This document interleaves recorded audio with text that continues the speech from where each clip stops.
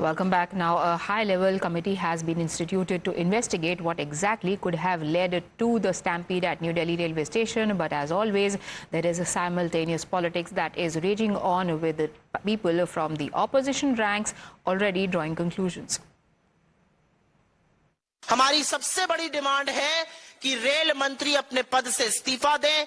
ऐसे निर्लज्ज व्यक्ति को, ऐसे बेहया व्यक्ति को, बेशर्मी दिखाने वाले व्यक्ति को मौत पर, बेकसूरों की मौत पर अपने पद पर रहने का कोई अधिकार नहीं। आपने बड़ी बड़ी डींगे भरी, लेकिन असलियत यह है कि जो कल नई दिल्ली रेलवे स्टेशन पर हुआ, लानत है आप पर। 18 बेकसूरों की जान इसलिए चली गई क्योंकि आप उचित व्यवस्था, आप उचित प्रबंधन नहीं करा पाए।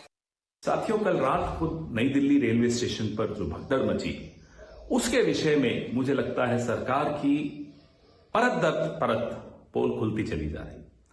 कल कई घंटों तक रेलवे प्रशासन, रेल मंत्री इस खबर को दबाने की साजिश रच रहे थे।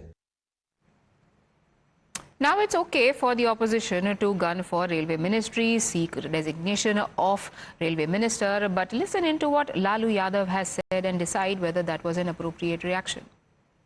बहुत दुखद घटना घटी है। हम सब लोग को श्रद्धांजलि अर्पित करते हैं। रेलवे का एक गलती है, रेलवे के मिसमैनेजमेंट से, लापरवाही की वजह से इतने लोगों की मौत हुई है। मुझे काफ़ी अफसोस है। फेलियर है सर रेलवे का। फेलियर है ना, फेलियर है तब ना लेना ही चाहिए ना रेल मंत्री को। और ये सब कुम का क्या कोई मतलब है? फालतू है, कुम है। श्री लालू प्रसाद जी संवैधानिक पद पर रह चुके हैं, मुख्यमंत्री रह चुके हैं। उनको लोगों की आस्थाओं से खिलवाड़ करने वाले बयान नहीं देने चाहिए।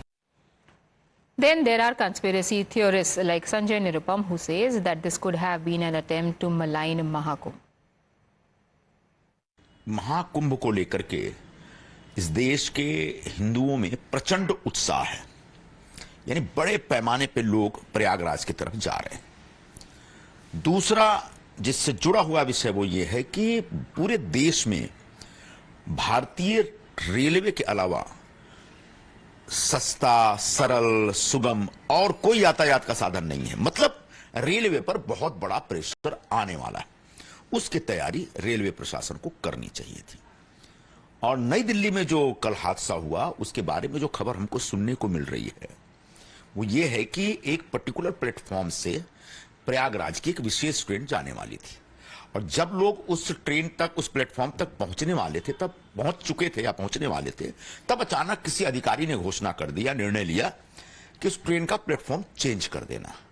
अब वह हजारों लोग, दसियों हजार लोग प्लेटफॉर्म पे हैं। प्लेटफॉर्म के दोनों तरफ रेलवे ट्रैक है, बीच में एक एफओबी है।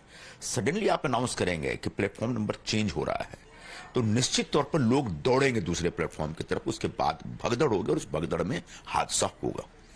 तो सबसे पहले उस अधिकारी को ढूंढना चाहिए जिसने प्लेटफॉर्म नंबर चेंज करने के बारे में फैसला किया। क्या वो एक इनोसेंट किस्म का फैसला था, या किसी के दबाव में लिया गया, या किसी के प्रभाव में लिया गया, जानबूझ के लिया गया, या एक हादसा हो इसकी साजिश रचने के तहत हुआ है?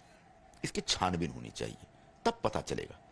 अगर कोई अधिकारी ये कहता है कि उनको अंदाजा नहीं था, तो साहब अब इतने बड़े अधिकारी हैं, रेलवे के वेल ट्रेंड अधिकारी हैं, आपको इतनी बड़ी सैलरी मिलती है इसी दिन के लिए कि कभी बहुत बड़े पैमाने पर इस तरह का क्रिटिकल सिचुएशन तैयार हो जाए तो आप उसको हैंडल कर सकते हैं।